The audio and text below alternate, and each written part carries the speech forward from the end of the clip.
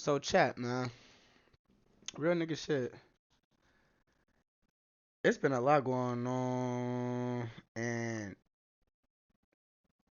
it just be like, I don't know. Q50 ass.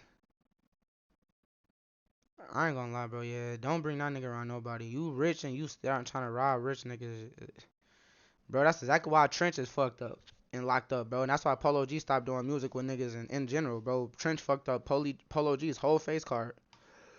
No We cap. have got to the point where literally anybody can build a Bro is a dad now and nobody talks about that.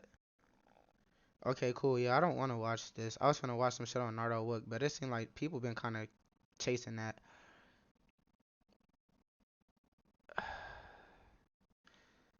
All right, I don't want to watch another tenderism video, so we gonna watch. I wouldn't know what to do. My son get a murder charge, bro. Like, I gotta stop him from crashing out, bro. Like, Boosie's crash dummy son is trying to kill Kodak Black for dissing his dad, and he even got exposed for making an attempt that has the whole hip-hop community on edge and law enforcement watching every move.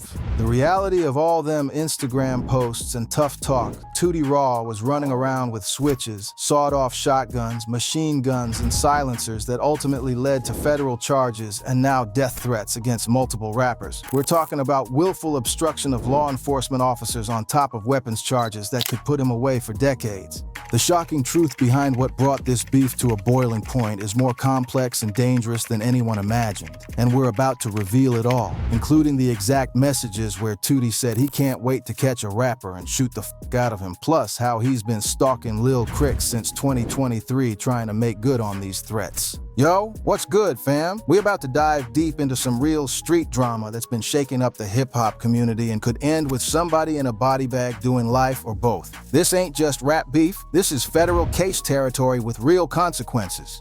Now, before we get into this wild ride, let me keep it 100 with y'all.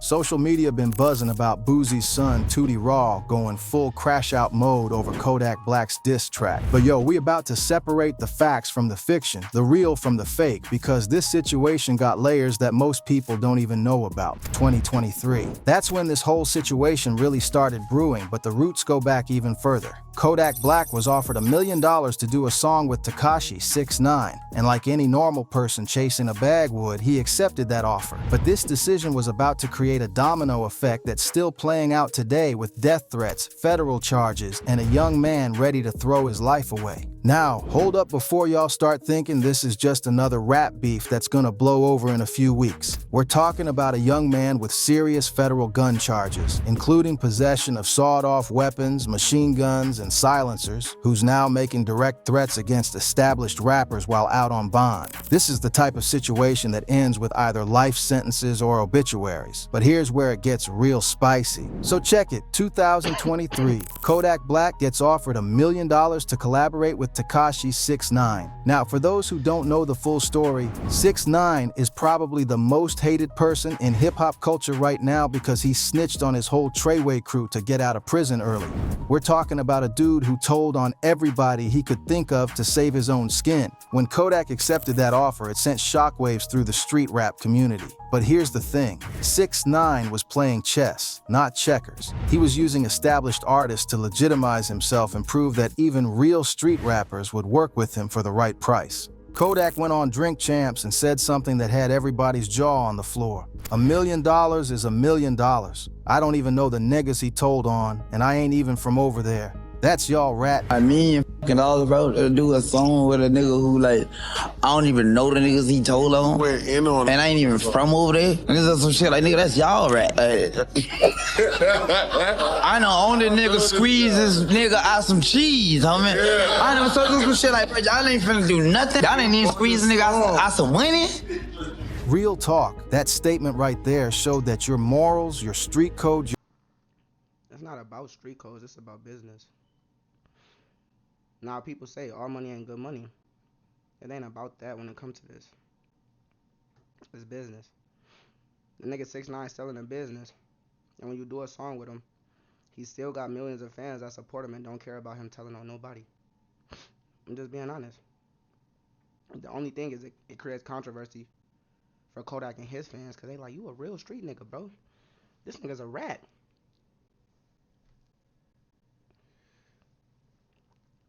The nigga told on a version of you pretty much. Or versions of you, different versions of you and your niggas. You know what I'm saying? But Kodak like, nigga, y'all not feeding me. Y'all not paying for the shit I'm paying for. Y'all ass ain't doing nothing. Y'all ain't got nothing to do with my lifestyle, bro. So like, all that trying to speak on some shit, bro. Nigga, I don't care. Y'all sat here and did all of that and ain't get shit out of 6ix9ine. I did all of that, but ain't nobody sitting here getting no money, trying to get no money from this nigga. This nigga, he's low-key. He ain't just, like, he might be desperate. He might not be. But in a sense, he might be. Like, nigga, shit, artists should reach out to the nigga like, hey. But it'll make it less. If he reach out to you, it's better, but...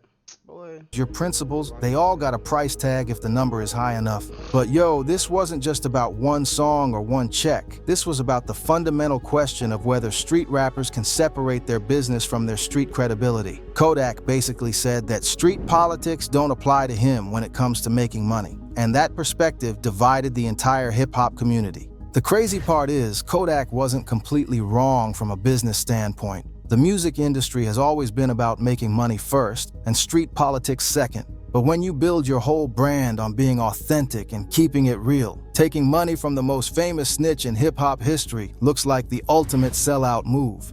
Now, in the streets and in hip-hop culture, we know snitching is the ultimate violation. There's no coming back from that, no redemption, no second chances. But Boosie's situation was different because he's always been that dude who stands up and speaks out against street code violations, even when it costs him relationships and money. Boosie called Kodak's brother directly and asked him if Kodak really did a song with 6ix9ine. When it was confirmed, Boosie said it hurt him personally and that he had to block Kodak completely. That's some real disappointment right there, losing respect for somebody you looked at as solid. Boosie said that was a detrimental move to him, bro. 6ix9ine is the most hated person in prison by every race. What Kodak did, he's gonna have to stand on that. I thought it was a lie. When I first saw it on Instagram, I got up, tried to call Kodak, but he must have had a new number. I called his brother, and I asked him, did Kodak do a song with 6ix9ine? He said, yeah, bro.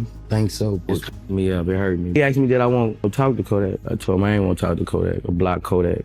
That was a detrimental move to him, bro. 6ix9ine is the most hated person in prison. By every race, what Kodak did, he's gonna have to stand on that. And real talk, Boosie wasn't wrong about the cultural impact. Kodak's decision gave other artists permission to work with 6ix9ine, which weakened the entire anti-snitch stance in hip-hop. But here's where it gets complicated. On one hand, you got the traditional street code that says you don't do business with snitches, period. No exceptions, no excuses, no amount of money makes it acceptable. On the other hand, you got the reality that snitching is becoming more accepted in the rap industry, and artists are prioritizing profit over principles. The real kicker, though, Kodak's decision opened up a conversation about whether the street code is outdated in today's music business. Some people respected his honesty about chasing the bag, while others saw it as selling out everything hip-hop stands for. This divide created the foundation for everything.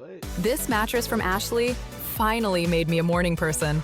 And I don't pay any interest on it for 5 years. That's happening now. Fast forward to 2024 and Kodak Black is on some completely different energy. Word on the street is he's been heavy on the drugs. We're talking about serious substance abuse that's affecting his decision-making and impulse control. When you mix hard drugs with unresolved beef and ego, you get crash-out behavior that can destroy everything you've built. That's exactly what happened when Kodak dropped that diss track aimed at Boosie. The timing was suspect as hell. He waited until the day before Boosie had to go to court to drop this track, which shows he was trying to add stress and distraction to an already difficult situation. In the song, Kodak went straight at Boosie's neck with some personal attacks that crossed several lines. He talked about how Boosie was mad he couldn't sign him back in the day, basically saying Boosie was jealous that he made it without needing Boosie's help or co-sign. Kodak also called out Boosie for not moving like a real OG, which is a direct attack on his street credibility and leadership in the culture. He basically said Boosie was washed up and irrelevant, only getting attention when he mentions bigger names like Kodak or NBA Youngboy. The track was smooth musically, I ain't gonna lie, but the content was designed to hurt Boosie personally and professionally. Kodak knew exactly what buttons to push to get under Boosie's skin, and he pushed all of them at the worst possible time. Boosie wasn't having none of that disrespect. He jumped on Twitter and went completely off, posting a series of tweets that showed just how hurt and angry he was about the whole situation. The first tweet said, "You waiting until the day before I go to court to drop a weak-ass diss song, LOL. You a clout-chasing crackhead." You know what I got going on and you do this the day before court. 100 emoji. You're a real clown. Right off the bat, Boosie called Kodak a crackhead, which is about as disrespectful as it gets in hip-hop. But Boosie didn't stop there. He kept going. When's the last time you heard somebody say, put on that new Kodak? Laughing emoji. You done, bro. Your career is over. Your music trash and your looks are even worse. Only time you relevant is when you mention me or YB. That's some real personal attacks right there, going after his appearance, his music quality, and his relevance in the culture. The most savage part was when Boosie said, I know you're going to be holding the phone like Pookie off of New Jack City waiting on some bad news. You're going to be up all night smoking that shat wishing bad on me. Let that sink in for a minute. Boosie basically painted a picture of Kodak as a crackhead sitting by the phone hoping for bad news about his court case. Then Boosie hit him with the ultimate street diss. One thing won't happen though. I won't be checking PC like you did. PC means protective custody, and Boosie was basically saying that unlike Kodak, he wouldn't need protection in prison. That's questioning somebody's gangster on the highest level. The hashtag at the end said it all. CCCE, which stands for Clout Chasing Crackhead. Boosie created a whole acronym just to disrespect Kodak, and that shows the level of anger and disappointment he was feeling. Now, this is where we got to address the elephant in the room. Boosie's son, Tutti Raw. This is the same young man who got arrested for some serious federal weapons charges that read like a GTA inventory. Possession of sawed-off shotgun, sawed-off rifle, machine gun, dangerous weapon, and silencer, plus willful obstruction of law enforcement officers. We're talking about federal charges that could put him away for decades, not years. These aren't state charges that he can plea bargain down to probation. Federal weapons charges, especially involving machine guns and silencers, come with mandatory minimum sentences that judges can't reduce even if they want to. But instead of laying low, getting good lawyers, and fighting his case quietly, Tootie decided to jump into his daddy's beef with both feet. This is crash-out behavior at its finest, making your legal situation worse by drawing more attention to yourself. Tootie posted on Instagram, I'm in the streets with this stuff for real. Go ask your big dog about Lil Raww, dude. I'll put that belt down on you, dude, and I ain't got no pics with this stuff, and I'm ready to go to war. If who against me, we on y'all. That's a direct threat of violence while he's out on federal bond. The phrase, put that belt down, is street talk for putting somebody in a coffin. I ain't got no pics with this stuff means he's not posting evidence of his weapons on social media. And we on y'all is a direct threat that he's coming for anybody who has problems with him or his family. But here's the crazy part. Tootie has been trying to establish his street credibility for years. People in the comments were laughing at him, calling him soft, saying he's just Boosie's privileged son who never had to struggle. That type of disrespect eats at somebody who's trying to prove they're really about that life. The real tea that got everybody shook was when Lil Crics jumped into the beef. Crics is connected to Kodak's circle down in Florida, and when he started laughing at Tootie's threats and posting them online, that's when things got really dangerous. But here's what most people don't know. Tootie has been trying to get at Lil Crics since 2023. We're talking about a year-long campaign of harassment and threats that shows this isn't just about defending his daddy. This is about a young man who's been looking for any excuse to prove himself through violence. Lil Crics posted screenshots showing that Tootie had been in his DMs for months, sending message after message trying to start problems. Crics was basically ignoring him because he didn't take Tootie seriously, which only made Tootie more desperate and more dangerous. Tootie started sending direct messages to Lil Crics that were straight up death threats. One message said, "You a hoe. You ain't like that boy. Don't get this confused if you want and see what the f happened. Come to the A and play and see what happened on my soul. You ain't gonna make it back." Another message was even more explicit. "I ain't gonna look for you, but if you pull up, we're gonna show 100%. You ain't gonna make it back. You a DCA rider when you do Kodak not even care. You signed and still broke. I never signed a deal. I'm richer than you. Bum ass and guy." But the most chillin' message was this one. "I'm ready to make an example out of a rap guy. I've been waiting on this edge so long to face one of you niggas and go viral. Every day of my life, I'm ready to shoot out of anybody. Try to play with me. You be first one and see if I'm playing." That last message reveals everything about Tootie's mindset. He doesn't just want to hurt somebody, he wants to go viral for it. He wants the internet to see him as a real killer, not just Boosie's son. That's the most dangerous type of person, somebody who sees murder as a path to fame and respect. Real talk, that message right there shows a young man who's ready to throw his life away for internet clout and street credibility. He's not talking about self-defense or protecting his family.